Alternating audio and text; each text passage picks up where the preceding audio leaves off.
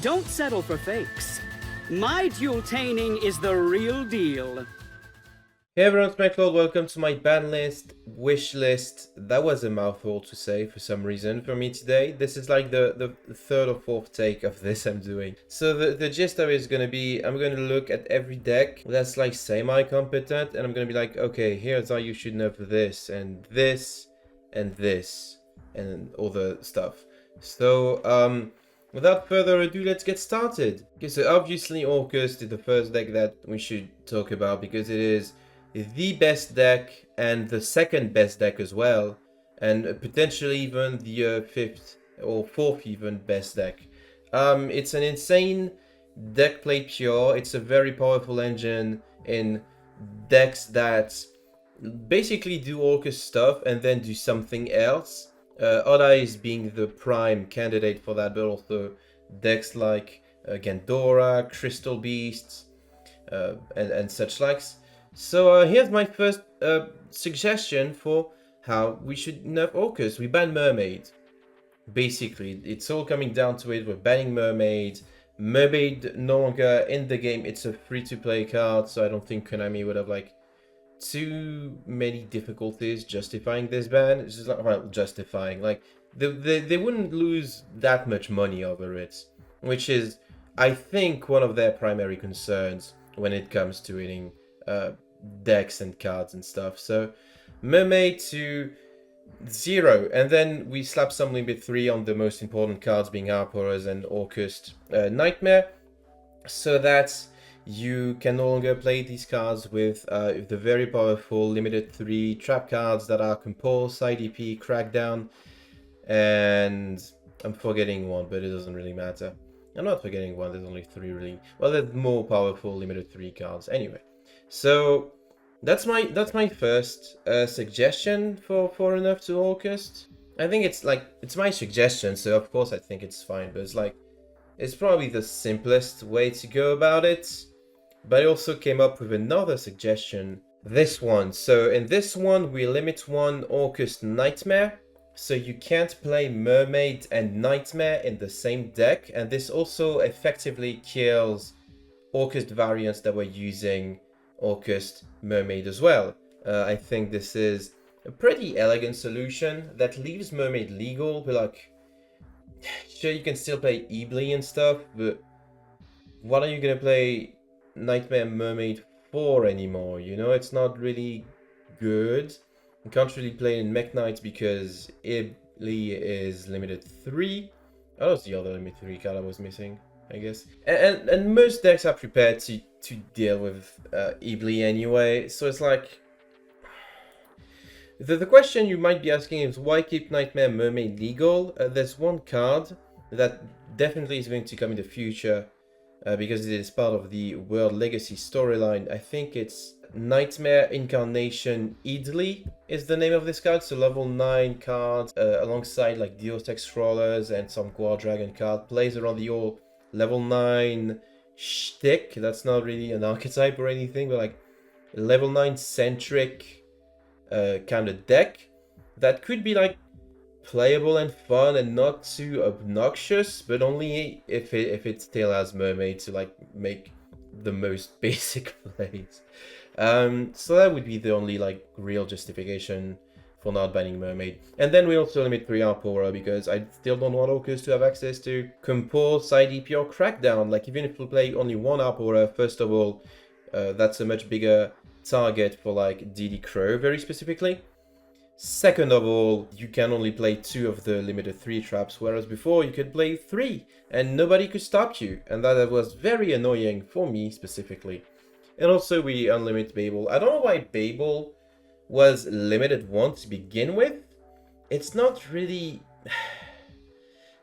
broken. I think it's completely fine to be unlimited, with specifically Orcust Nightmare being limited 1, so that you can't really use and abuse it as you would otherwise. I think like Babel promotes a more fun play style of Orcust, where you have to manage your quick effects in a rather reasonable way. Yeah, it's just me though. But yeah, the idea is We kill off the orcust variants, then go into Phoenix to go into Mermaid, with or without banning Mermaid outright. Which in turn weakens orcust as a whole, because you go from having like potentially 5+ starters to only 3 starters, which are going to be the scrap recycler. And maybe you play stuff like mekklord Fortress in order to make up for it. That would be dope. I would actually love to see orcust players play with mekklord Fortress. I think the Gandora variant is still mostly playable, but that's not that big a deal considering this variant is weaker than the pure version at the moment. And really, like, well, you can play it with Mermaid, but like the Babel-centric version is like, this is just one cosmic cyclone away from being dealt with, you know? I think this makes the deck so much more manageable. Alright, the current second and best deck, also the best shell for Orcust at the moment. If you need a shell roll, put some restriction on the skill. It's that easy. It's just that easy. Not in terms of like, oh, you can only play that many, you must play that many pen monsters and can't play anything other than pen monsters. Because I see like Orcust, sorry, Alright variants playing with like cards like Jinzo or Cosmo Dark Lady, I think the name is. And I think it's some really cool tech that should be encouraged in pen decks in general.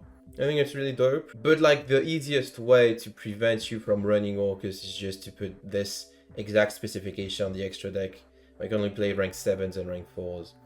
I realized that with the Orcust nerf aforementioned, this might not be necessary. Just in case. This is just in case. I think this is probably a safe thing to also put in place. Just in. Rockets? I don't think it's a deck that... Here's the thing. Orcust is like so dominant. It's really difficult to properly establish which other decks are really, really busted. And I don't think there are any at the moment. I think that decks like Rockets, and there's going to be a couple more that I'm going to mention, will have a chance to shine, or to shine brighter rather, after Orcust has been dealt with. And I don't think this is the deck that needs a nerf at the moment. I think it would be really like overly preemptive if it did get one. Maybe 3 field spells a bit too much. For now, it's just like, it's mostly a fine deck that I don't think deserves or needs any hits. Speed Druids, they go fast. That's another one of these decks that I well, not to mention, it's really, really recent too. It's one of these decks that I don't think is going to get nerfed or even should get nerfed. And maybe if in the future, like, Speed Druid becomes the best deck, then it's going to become a necessity to nerf it. But for now, I think like the format is pretty fine and enjoyable, other than very specifically Orcust being so dominant. I think once you tone Orcust down to a point where other decks can more easily compete with it, it's going to be a really good format. There's one exception to this, and it's Hero. I just said that Hero has a searchable answer for like most board situations. It's just like, oh, normal summon Neos, search Super Poly, you can't respond, you can't do anything about it. Bring back the discard cost for Hero Alliance would be the harshest way to do it, in my opinion. Make it so you need to control a face-up Neos to search any fusion spell in your deck. I mean, Super Poly is in your deck. Poly and Miracle Fusion are not even in your deck when you search them. Like, they get added from your hand from inside the deck, which is insane. But, like, there's no reason why Magician's Magic requires you to control Dark Magician, but Hero Alliance, if Neos gets compulsed, you can still get a search. You can still get a search, and it's one of 3 cards, and you don't have to search Super Poly. If Neos gets compulsed, you can just search something else. It's just insane. So this would be a better way of like dealing with this. Also, Stratos Limited 3. Really contentious, I know, but like Stratos, for all the things that it can do, it's probably a bit too powerful. Searches for any hero, and works as like tribute fodder for expendable die, and can be searched by Rhoda if you're not playing Super Poly. And also clears back row without targeting. It's just like, it's a little bit much. It's a little bit much. All of this also happens on summon, not just normal. So if you like Solid Soldier out or Liquid Soldier out, it's just an insane card. It's not so insane. I think you should not run 3 copies in your deck, but I think it's insane enough that it should not be allowed to be ran alongside Compulse. IDP, Crackdown, the usual suspects. Raid Raptors, isn't it messed up that they limited 3 Strangled Lanius on release? But like gave us full power orcust? I think it's completely messed up that they did that. Raid Raptor is probably a very promising deck. Expensive to build too, which is why I have not, but like it's not the worst deck you could be dueling against. It's not the greatest deck ever made either. Probably over-evaluated it in my tier list, TBH. Synchrons got this scale entirely. It's time to admit that when the scale is this long and does this much, it was a mistake to begin with. It was a huge design mistake. This deck was like the clear breakout deck of the last format, and instead of nerfing the scale, they limited 3 and limited 1, like 4 cards, just to get rid of this deck. Destroy this scale entirely!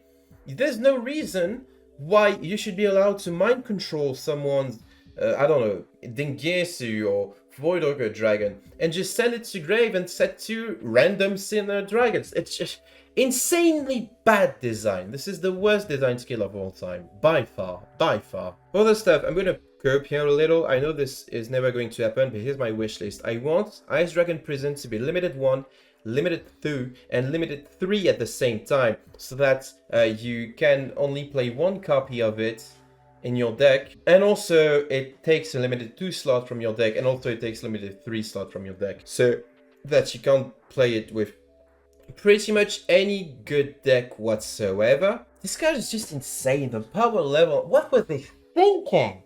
They were probably thinking, oh, we're gonna make so much money with this selection bar. But it's like really ridiculous that they released this card and they released Dark-Armed Dragon at the same time, and they're like, these 2 cards are equally as powerful as one another.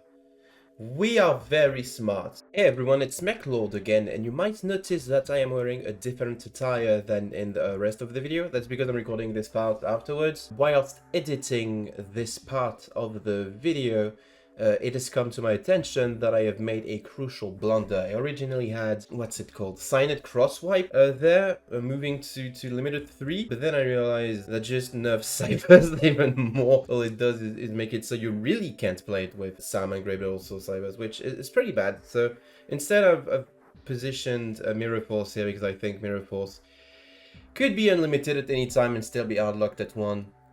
As in, you can only get 1 in the whole game and be completely fine, because I don't know, if your deck is not ready for like a combat trick in 2023, you probably weren't winning anyway. Anyway, I also positioned that Melolche, Pinning Sissa, and Karakuri Merchant can come back to 2, or rather come to 2.